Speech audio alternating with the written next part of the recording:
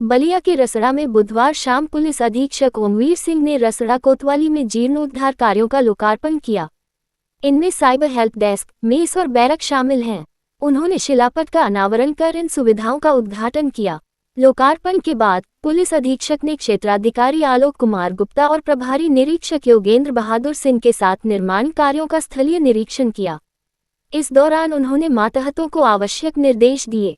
उन्होंने अपराध, अभिलेखों और विवेचनाओं की स्थिति की भी जांच की और जरूरी हिदायतें दी। पुलिस अधीक्षक ने होलिका दहन और होली पर्व को लेकर पुलिस अधिकारियों को विशेष सतर्कता बरतने के निर्देश दिए। उन्होंने स्पष्ट किया कि किसी भी प्रकार की शिथिलता बर्दाश्त नहीं की जाएगी। एसपी ओमवीर सिंह ने कोतवाली के सौंदर्यकरण कार्यों का औपचारिक लोकार्पण करते हुए भवन, साइबर डेस्क और बैरक का गहन अवलोकन किया। उन्होंने साइबर डेस्क और महिला डेस्क पर दर्ज शिकायतों की समीक्षा की। कर्मचारियों को साइबर पोर्टल से प्राप्त मामलों का गुणवत्तापूर्ण और त्वरित निस्तारण सुनिश्चित करने के निर्देश दिए गए। इस अवसर पर उपस्थित लोगों को साइबर फ्रॉड, सड़क दुर्घटना और अन्य आपराधिक घटनाओं के प्रति जागरूक भी किया गया। जैसा विदित है कि माह अप्रैल में जो नए आरक्षी हैं हमारे, उनकी पीओपी हो जाएगी, पासिंग आउट। तो बहुत बड़ी संख्या में जनपद बलिया के विभिन्न थानों पर नए आरक्षी आ रहे हैं। उन आरक्षियों के आने के लिए कुछ आधारभूत आवश्यकताओं की जरूरत है और उन जरूरतों को सभी बलिया के सभी थानों पर कार्य चल रहे हैं। उनके रुकने की इस थाने पे क्योंकि जगह नहीं थी, बाकी करीब 18 थानों पे उत्तर प्रदेश शासन द्वारा मल्टी स्टोरी बैरक्स बनवाई गई हैं, जहां पर्याप्त संख्या में कार्मिक रह सकते हैं। लेकिन ये थाना क्योंकि अंदर है, जगह कम है, इन्हीं कारणों से यहाँ पे बैरक नहीं बन पाई थी। तो स्थानीय स्तर पे जो यहाँ की चौकियाँ हैं और थाने पे विकास कार्य किए गए हैं। कुछ थाना प्रभारी, यहाँ के क्षेत्राधिकारी ने, कुछ शासकीय मदद मिली थी, कुछ लोगों का जन सहयोग था, जिसके माध्यम से इस थाने का थोड़ा यहाँ पे जो परिसर है इसका सौंदर्यीकरण किया गया है। यहाँ पे जो मिशन शक्ति केंद्र है उसको सुदृढ़ बनाया गया है। यहाँ का जो साइबर हेल्प डेस्क है, क्योंकि साइबर क्राइम इस समय एक चुनौती बनी हुई है, न केवल पूरे प्रदेश के, बलिया के भी सभी थानों के ऊपर साइबर हेल्प डेस्क बनी है। अगर किसी व्यक्ति के साथ कोई साइबर फ्रॉड होता है, अगर वो तत्काल थाने पे आता है, उसके बाद दोनों विकल्प हैं, यहाँ आके भी अपनी कंप्लेंट दर्ज करा सकता है या NCRP पोर्टल जो है उस पर या 1930 पे वो अपने ट्रांजैक्शन की डिटेल देते हुए अगर वो तत्काल कंप्लेंट करा देगा तो ये निश्चित है कि जो उसका पैसा फ्रॉड में गया है वो तत्काल होल्ड हो जाता है और बाद में कानूनी प्रक्रिया के तहत सबको मिल जाता है। बहुत बड़ी संख्या में यहाँ लोगों का करोड़ों रुपए बलिया पुलिस ने वापस कराया है, लोगों का जो फ्रॉड हुआ, लेकिन वो बैंकिंग सिस्टम में फ्रीज करा दिया गया था तो बाद में वो मिल गया। तो उसके लिए बहुत अच्छा यहाँ पे साइबर हेल्प डेस्क भी है।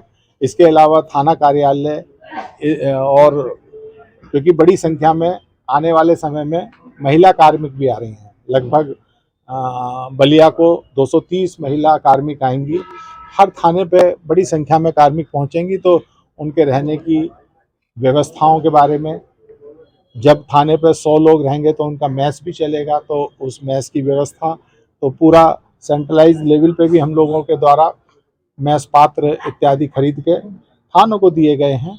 तो उसी व्यवस्था के तहत आज आए थे। जो यहाँ विकास कार्य थाना प्रभारी ने कराए थे वो प्रशंसनीय है, सराहनीय है और बाकी लोगों से भी बात की है, क्योंकि एक विषय जो हमेशा पुलिस के लिए और समाज के लिए भी चिंता का है कि एक्सीडेंटों में बहुत ज़्यादा डेथ हो रही हैं और इस पर प्रदेश सरकार के जो हमारे मुखिया हैं, माननीय मुख्यमंत्री जी, उनके द्वारा भी हम लोगों को बड़े सख्त निर्देश दिए गए हैं। वही हम लोगों से कहने का प्रयास करते हैं कि कम से कम जो कानून है उनका अनुपालन करें।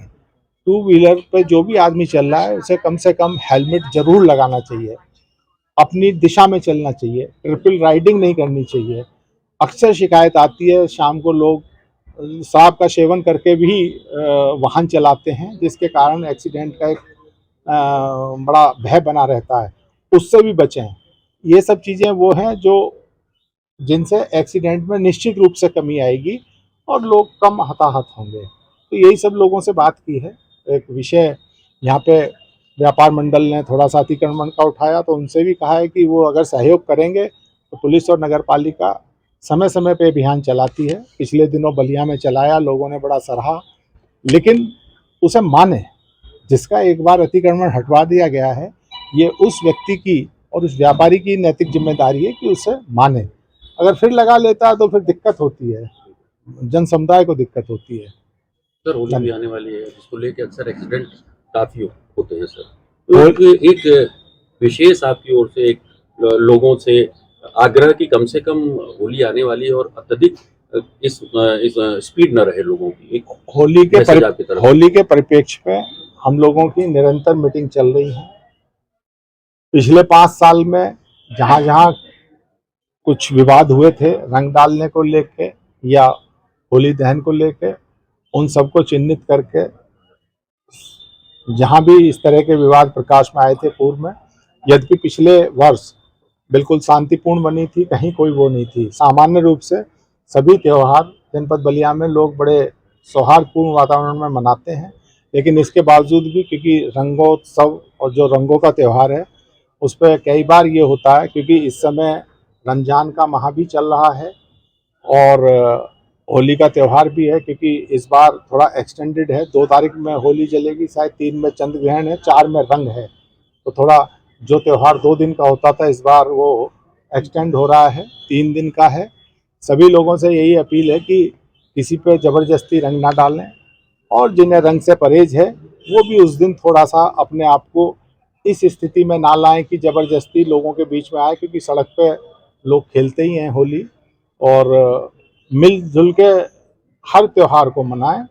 आने वाले समय में, क्योंकि उसके बाद जो मालविदा है, उसके बाद ईद है, एक लंबी श्रृंखला त्योहारों की है, तो आप लोगों के माध्यम से यही अपील है कि मिलजुल के मनाएं। अगर कहीं कोई बात है तो समय रहते हुए प्रशासन के संज्ञान में लाएं, निश्चित रूप से उसका निराकरण किया जाएगा।